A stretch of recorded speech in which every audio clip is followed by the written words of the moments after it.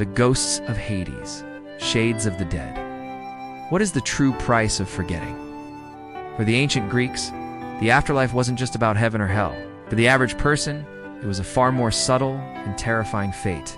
An eternity is a fading memory, a pale, powerless echo of who you once were. Watch until the end to discover the one fragile thread that could briefly pull the dead back from oblivion.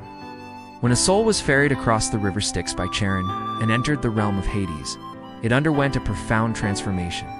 It became a Skia shade. This was not a ghost with power, but a wispy, ethereal imprint, a shadow of the vibrant person it once was. These shades were not tormented, but they were utterly diminished. They were pale, silent, and weak. They had lost the vigor of life. Their voices were faint whispers, and most tragically of all, their memories had become as foggy and indistinct as their forms. This was the fate for the vast majority of humanity, the fields of Asphodel, a neutral, endless, and monotonous plain. It wasn't punishment, it was apathy, an eternity of wandering without purpose, without passion, slowly forgetting themselves and being forgotten by the world above. But there was one single hope, a connection to the world of the living. The Greeks believed that offerings, libations of wine, milk, and honey poured onto the earth could seep down into the underworld.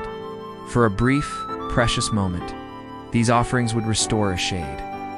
The wine would give them temporary substance. The honey would bring a flicker of joy, and the memories would come flooding back. They could think, they could feel, they could remember their loved ones. This is why proper burial and remembrance were sacred duties. This stands in stark contrast to the few who achieved Elysium, the paradise for heroes, or the wicked who were condemned to Tartarus. For the ordinary person, the afterlife was a quiet, gray existence, where the greatest fear was not pain, but being utterly and completely forgotten. The myth of the shades is a powerful reminder of the fragility of memory and identity. It tells us that to the ancients, true death wasn't the end of breathing, but the end of being remembered. To live on, even as a shade, you needed someone in the world above to say your name.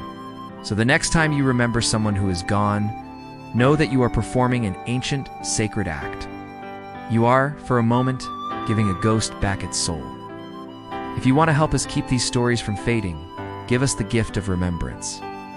Like, subscribe, and ensure these myths live on.